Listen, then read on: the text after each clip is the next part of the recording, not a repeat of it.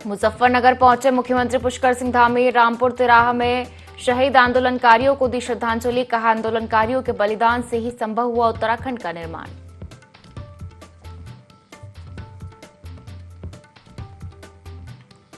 मुख्यमंत्री धामी ने महात्मा गांधी की प्रतिमा पर किया माल्यार्पण। गांधी जयंती पर महात्मा गांधी को दी श्रद्धांजलि। कहा, सत्य और अहिंसा का संदेश आज भी प्रासंगिक। गांधी जी के विचारों से मिलता है स्वच्छता।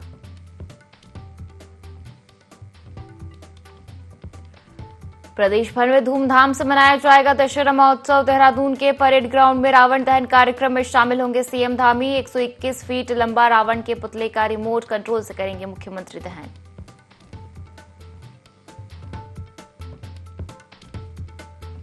देहरादून में नशे में धुत राजपुर एसएचओ ने मचाया हंगामा। 3 गाड़ियों को मारी टक्कर। मेडिकल के बाद एसएचओ पर राजपुर थाने में ही मुकदमा दर्ज। एसएसपी ने तत्काल प्रभाव से किया निलंबित।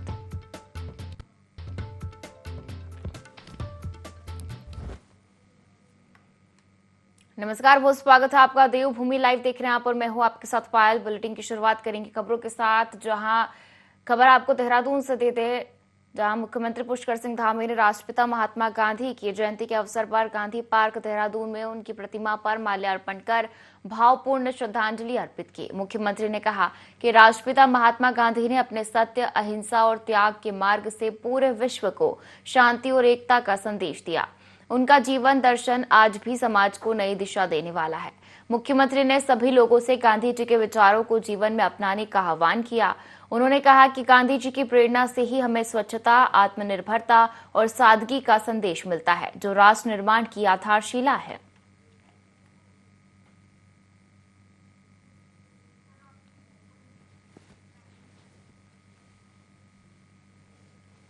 और वर्तमान में प्रचलित अभियानों के अंतर्गत पुलिस क्षेत्राधिकारी खटीमा एवं प्रभारी थाना अध्यक्ष झनकैया के द्वारा थाना परिसर में थाना क्षेत्र के सभी गांवों, वार्डों के ग्राम प्रधान व सभासदों के साथ एक गोष्ठी का आयोजन किया गया, जिसमें सभी जनप्रतिनिधियों को साइबर ठगों द्वारा ठगी के विभिन्न प्रकारों से अवगत कराते हुए बचाव की जानकारी दी गई और इस जानकारी से सभी गांव के लोगों को अवगत कराते हुए अनुरोध किया गया। इस अवसर पर खटीमा पुलिस क्षेत्राधिकारी विमल रावत ने बताया कि जो जनता के साथ साइबर ठगी होती है, उनको लेकर जनता को जागरूक करने के लिए सभी ग्राम प्रधानों को बुलाकर साइबर से कैसे बचाव किया जा सकता है, साइबर ठगी के प्रति जागरूकता के विषय में विचार विमर्श किया गया और ग्राम प्रधानों से कहा गया कि जब वे लोग ग्रामों में खुली बैठक करते हैं तो साइबर ठगी के बारे में लोगों को जागरूक करें। जागरूकता ही साइबर ठगी से सबसे बड़ा बचाव है। आज की मीटिंग हम लोगों ने कंडक्ट करवाई है जनकैया थाने में।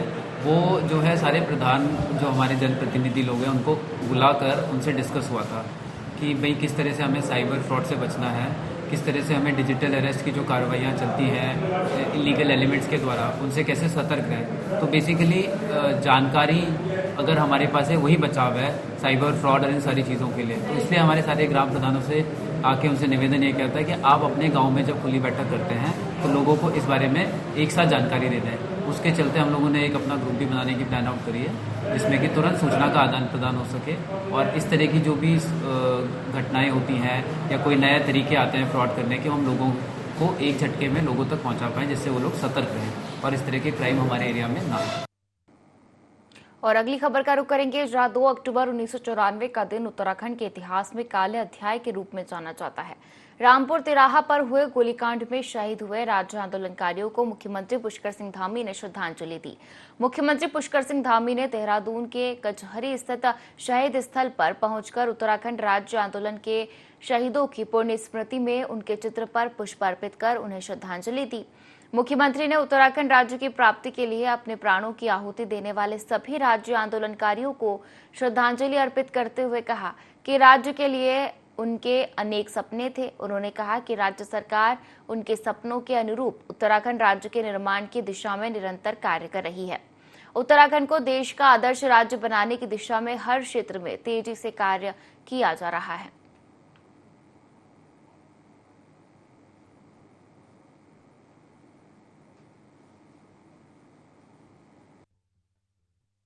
से हमारे आंदोलनकारियों को, बलिदानियों को बर्बरतापूर्वक गोलियां चलाई गई, अमानवीय व्यवहार महिलाओं के साथ किया गया।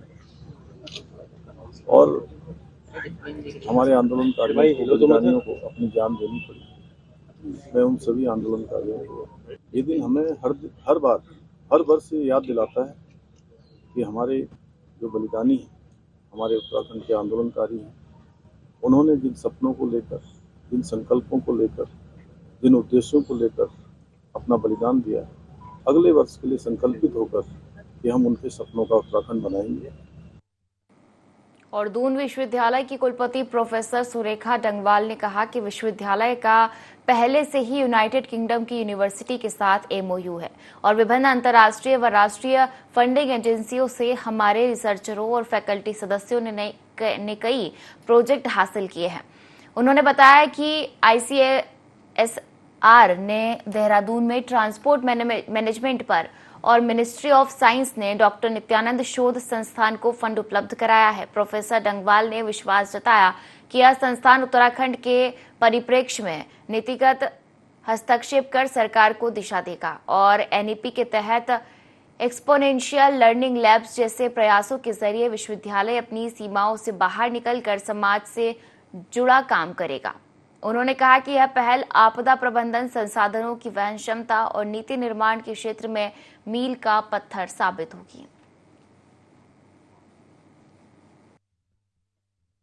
दून विश्वविद्यालय का ऑलरेडी MOU है यूनाइटेड किंगडम की यूनिवर्सिटीज़ के साथ और एक बहुत ही अच्छा मिनिस्ट्री ऑफ अर्थ साइंस ने भी डॉक्टर नित्यानंद शोध संस्थान को फंड किया है। तो ये सारी जितना इनका अभी चल रहा है, ICSSR ने देहरादून में ट्रांसपोर्ट मैनेजमेंट पे फंड किया है इसी सेंटर को, डॉक्टर नित्यानंद सेंटर को।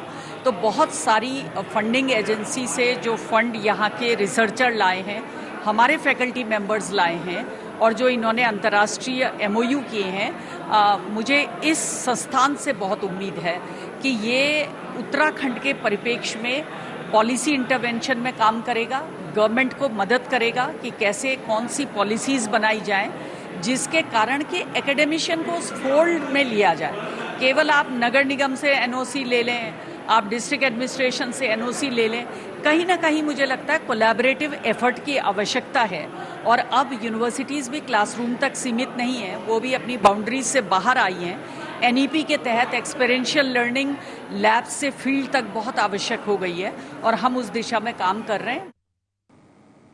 और इधर राजपुर थाने के SHO शंकी कुमार को निलंबित कर दिया गया है। मामला बुधवार की देर रात का है, जब राजपुर थाने के SHO शंकी कुमार ने नशे की हालत में अपने निजी वाहन से कई वाहनों को टक्कर मार दी, जिसमें कुछ लोग घायल भी हुए। घटना से प्रभावित हुए लोगों ने घटनास्थल पर हंगामा किया। वहीं संयुक्त रूप से राजपुर थाने में मुकदमा दर्ज भी करवाया। इस मामले का वीडियो सोशल मीडिया पर भी जमकर वायरल हो रहा है। देहरादून के SSP अजय सिंह ने मामले का तुरंत संज्ञान लिया और त्वरित रूप से कार्रवाई करते हुए शंकी कुमार को निलंबित कर दिया।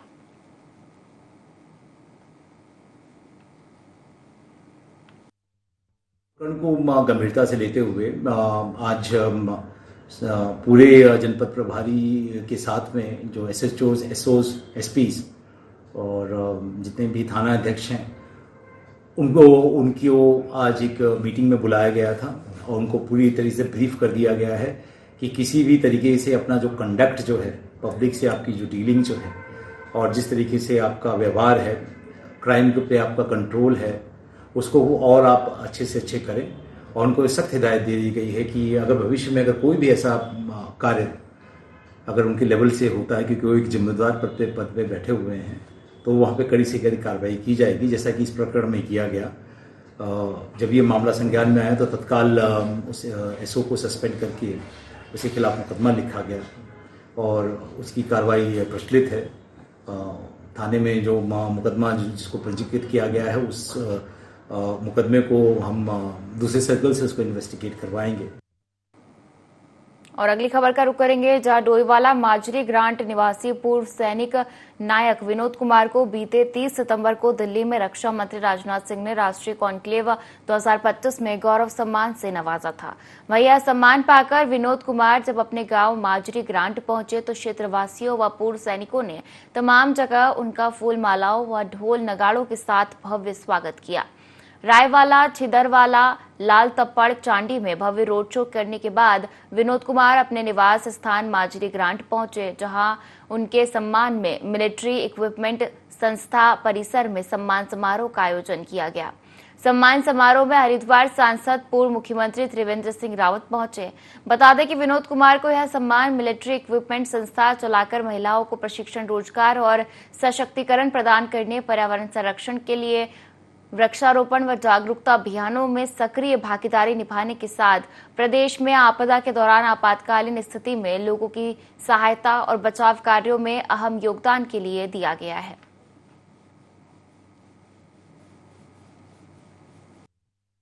भारत सरकार के द्वारा माननीय रक्षा मंत्री जी के द्वारा विनोद जी को और एक अपने अन्य फौजी भाई को सम्मानित किया गया है।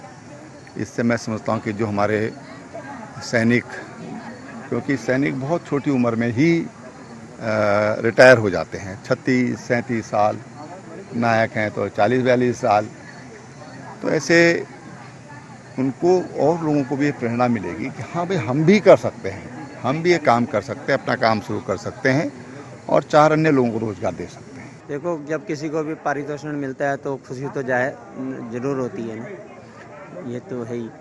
और इसको मिलने का कारण मेरे साथ मेरा समाज भी है, मेरा परिवार भी है, मेरे सहयोगी भी हैं और जो मेरे लिए काम कर रहे हैं, मेरे एम्प्लॉयमेंट वाले, वो भी रहे हैं। तो सभी के मिलके ये मेरे को अचीव हुआ है।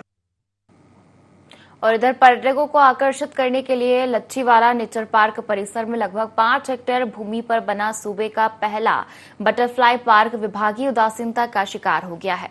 उचित रखरखाव के अभाव में पिछले 6 सालों से यह पार्क बंद पड़ा है। बता दें कि 2015-16 में तत्कालीन मुख्यमंत्री हरीश रावत ने अपने ड्रीम प्रोजेक्ट के तहत लच्छीवाला नेचर पार्क के पास तितली पार्क की स्थापना की थी। विभाग की भी यह मंशा थी कि नेचर पार्क आने वाले पर्यटक तितली पार्क का भी आनंद उठाएंगे। विभाग का मानना था कि तितली एक सुंदर किट है जिसका दीदार हर कोई करना चाहता है। ऐसे में पार्क से पर्यटन को बढ़ावा मिलने की भी उम्मीद थी। शुरुआत में विभाग ने इसको बेहतर रूप देने की पुरजोर कोशिश की। शुरुआती दिनों में तितलियों की 80 प्रजातियां भी यहां पहुंच गई थी, जिसकी पुष्टि किट विशेषज्ञ द्वारा की गई थी। अब आलम यह है कि तितली पार्क में ताला लटका हुआ है, यहां पर लोगों के जाने की मनाही है। लच्छीवाला आने वाले पर्यटक व स्थानीय लोग अब इस तितली पार्क को फिर से शुरू करने की मांग उठा रहे हैं। वहीं कांग्रेस जिला अध्यक्ष मोहित उनियाल ने भी सरकार की मनसा पर सवाल उठाते हुए कहा है कि यह पार्क पुनः सुचारू रूप से पर्यटकों के लिए खुलना चाहिए। वहीं रेंज अधिकारी मेघावी कीर्ति ने कहा कि उच्च अधिकारियों को इससे अवगत करा दिया गया है और जल्द ही यह पार्क पुनः शुरू किया जाएगा।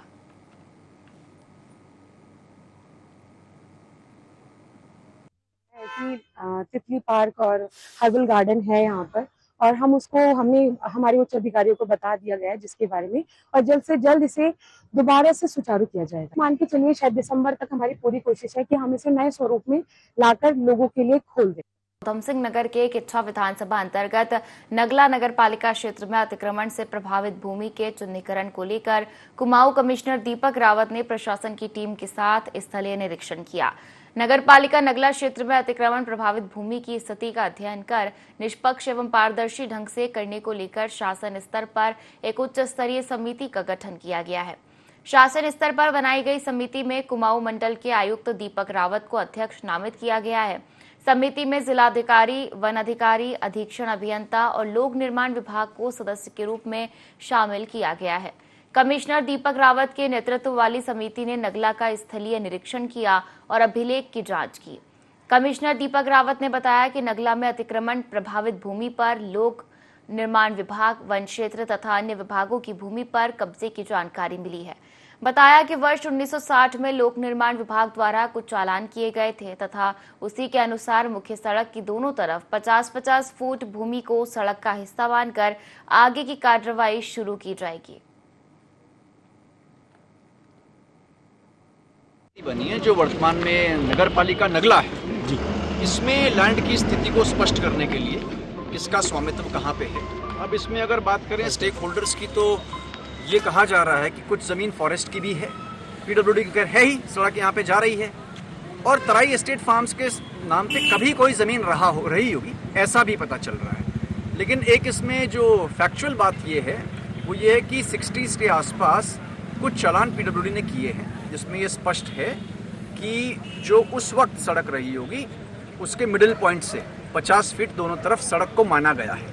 ऐसे मल्टीपल नोटिसेस हैं तो डेफिनेटली इनकी लीगैलिटी है। तो आज ये तय हुआ है यहाँ पे कि उन नोटिस के आधार पे उस वक्त सड़क की जो भी चौड़ाई रही होगी उसमें मध्य रेखा के हिसाब से दोनों तरफ 50-50 फीट हम लोग एक तरह से डिमार्केट कर लें और उसमें जो स्ट्रक्चर्स आते हैं उनको डेफिनेटली अतिक्रमण माना जाएगा और उसमें आप लोगों से रिक्वेस्ट की जाएगी कि उसको हटा लें, स्वतः ही हटा लें। और उसके बाद अगर और डिटेल्ड सर्वे की आवश्यकता पड़ती है तो सर्वे ऑफ इंडिया से हम इसको करवाएंगे जिसमें कि ये प्रश्न का हल होना है कि फॉरेस्ट की सीमा कहाँ तक है। और केरल के बीजेपी नेता की राहुल गांधी को गोली मारने की धमकी पर भाजपा नेतृत्व की चुप्पी के विरोध में देहरादून में कांग्रेस ने गांधी पार्क में महात्मा गांधी की प्रतिमा के समक्ष एक धरना दिया। कांग्रेस के प्रदेश उपाध्यक्ष सूर्यकांत धस्माना ने कहा कि भाजपा और आरएसएस देश में हिंसा की राजनीति को बढ़ावा दे रहे हैं। उन्होंने कहा कि पार्टी प्रवक्ता द्वारा लाइव टीवी डिबेट में कांग्रेस नेता की हत्या की धमकी देना बेहद गंभीर मामला है और भाजपा नेतृत्व की चुप्पी अत्यंत निंदनीय है। कांग्रेसियों ने अहिंसा और प्रेम के रास्ते पर चलने का संकल्प लिया।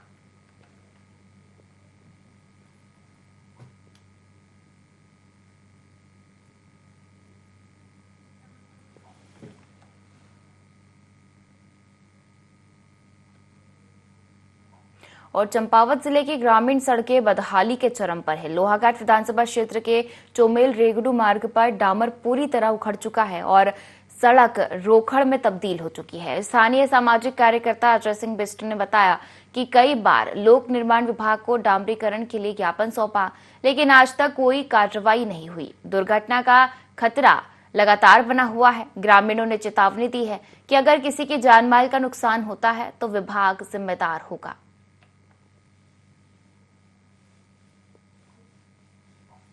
रेगडू की सड़क है, ये लगभग आज से 6-7 साल पहले बनी हुई है, लेकिन तब से लेकर अभी तक इसमें कोई भी डामरीकरण का कार्य अभी तक नहीं हुआ है और ना ही कोई पेच वर्क हुआ। आप पूरी रोड की हालत देख सकते हैं। ये चौमेल वल्स वाली रोड से होते हुए लिंक है जो रेगडू को जोड़ती है। उसमें आप देख सकते हैं कि अगर एक जगह भी आपको रोड की सही स्थिति दिखेगी तो आप मौके पे आकर देख सकते हैं। वहाँ पर एक जगह भी आप अगर रोड को सही हालत में देख, कई जगह तो ना कम से कम 90% रोड जो जामर है वो रोड में है ही नहीं। मैं माननीय लोक निर्माण विभाग के अधिशासी अभियंता से कहना चाहूँगा कि एक बार आप उस रोड का स्वयं विजिट करिए और आप उस रोड की हालत देखिए, आपको तभी ये चीज़ मालूम होगा, क्योंकि बहुत ही बेकार स्थिति में है। और अगली खबर का रुख करेंगे, जहां मुख्यमंत्री पुष्कर सिंह धामी ने गांधी जयंती के अवसर पर मुख्यमंत्री आवास में राष्ट्रपिता महात्मा गांधी का स्मरण कर उन्हें श्रद्धा सुमन अर्पित किए। मुख्यमंत्री ने कहा कि गांधी जी के सत्य व अहिंसा के सिद्धांत आज भी प्रासंगिक है। हमें अपने आचरण में अहिंसा का भाव जागृत करने के साथ ही मानवता के प्रति करुणा का भाव पैदा करना होगा। यही हमारी उनके प्रति सच्ची श्रद्धांजलि होगी। मुख्यमंत्री ने पूर्व प्रधानमंत्री स्वर्गीय लाल बहादुर शास्त्री की जयंती के अवसर पर उनका स्मरण करते हुए श्रद्धा सुमन अर्पित किए। मुख्यमंत्री ने कहा कि शास्त्री जी ने जय जवान जय किसान का नारा देकर राष्ट्र को स्वाभिमान और एकजुटता के साथ मजबूती से खड़े होने का रास्ता दिखाया। उन्होंने सार्वजनिक जीवन में सादगी, सत्यनिष्ठा, लगन, नैतिकता और राष्ट्र के प्रति समर्पण की जो अद्भुत मिसाल कायम की है, वह हम सबके लिए प्रेरणादायी है।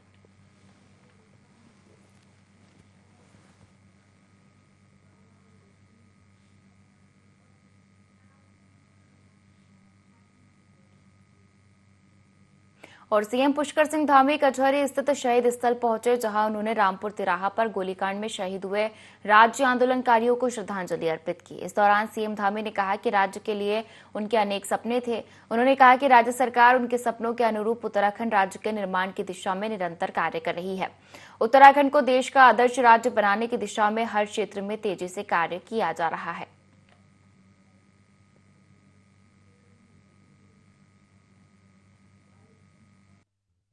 रामपुर तिराहा कांड की आज बरसी है और ये दिन उत्तराखंड के इतिहास में एक काले अध्याय के रूप में अंकित है। इस दिन क्रूरता से हमारे आंदोलनकारियों को, बलिदानियों को बर्बरतापूर्वक गोलियां चलाई गई, अमानवीय व्यवहार महिलाओं के साथ किया गया। हमारे आंदोलनकारियों को, बलिदानियों को अपनी जान देनी पड़ी। मैं उन सभी आंदोलनकारियों को नमन करता हूँ जो हमारे बलिदानी हैं, उनको श्रद्धांजलि अर्पित करता हूँ। और ये दिन हमें हर वर्ष ये याद दिलाता है कि हमारे जो बलिदानी हैं, हमारे उत्तराखंड के आंदोलनकारी हैं, उन्होंने जिन सपनों को लेकर, जिन संकल्पों को लेकर, जिन उद्देश्यों को लेकर अपना बलिदान दिया, हम इस दिन अगले वर्ष के लिए संकल्पित होकर कि हम उनके सपनों का उत्तराखंड बनाएंगे। उनके सोचे हुए काम, उनके द्वारा अपना उत्तराखंड का जो भविष्य सोचा गया था, उत्तराखंड का एक मैप बनाया गया था, उसके अनुरूप काम करेंगे और हमारा राज्य देश का आदर्श राज्य बने, हिंदुस्तान का श्रेष्ठ राज्य बने। और अगली खबर का रुख करेंगे, जहां देहरादून में अंतर्राष्ट्रीय वृद्धजन दिवस के अवसर पर राज्य स्तरीय कार्यक्रम का आयोजन किया गया, जिसमें मुख्य अतिथि के रूप में पहुंचे सीएम पुष्कर सिंह धामी ने दीप प्रज्वलित कर कार्यक्रम का शुभारंभ किया। कार्यक्रम में कैबिनेट मंत्री गणेश जोशी भी मौजूद रहे। इस मौके पर सीएम धामी ने केंद्र और राज्य सरकार की ओर से बुजुर्गों के लिए चलाई जा रही योजनाओं की जानकारी दी और कहा कि सरकार बुजुर्गों के जीवन को और बेहतर बनाने के लिए लगातार प्रयासरत है।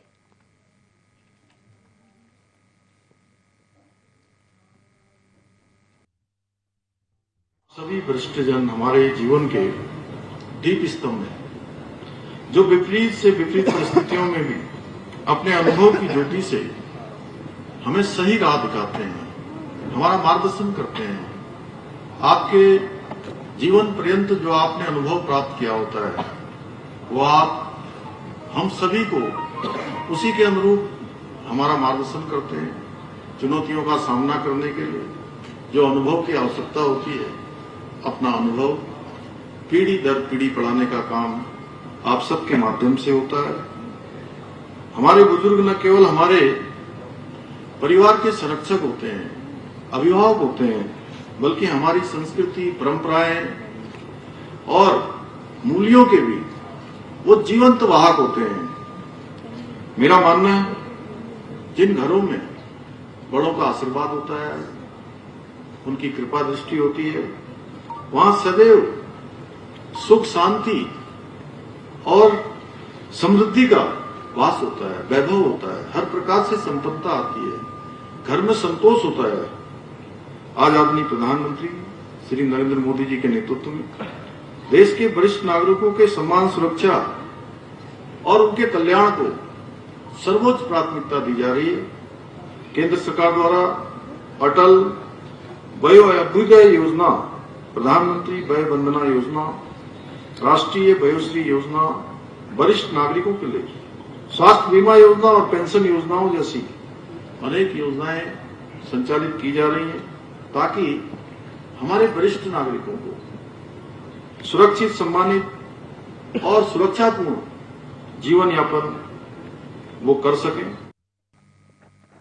और मुख्यमंत्री पुष्कर सिंह धामी ने कहा कि प्रदेश के युवाओं के भविष्य को सुरक्षित करना सरकार की सर्वोच्च प्राथमिकता है। उन्होंने बताया कि जब छात्र छात्राएं अपनी मांगों को लेकर धूप और गर्मी में बैठे थे, तब उनसे संवाद स्थापित करने के लिए वे स्वयं पहुंचे और उनकी मांगों को आगे बढ़ाने की कार्रवाई प्रारंभ की गई। धामी ने कहा कि अब तक प्रदेश में 25,000 नियुक्तियां पारदर्शी तरीके से पूरी हुई है और 100 से अधिक नकल माफियाओं को जेल भेजा गया है। उन्होंने आश्वासन दिया कि आने वाले 101 दिनों में 12,000 से अधिक नियुक्तियां की जाएगी और भर्ती परीक्षाओं को और पारदर्शी बनाने के लिए निगरानी समिति गठित करने पर भी विचार किया जा रहा है।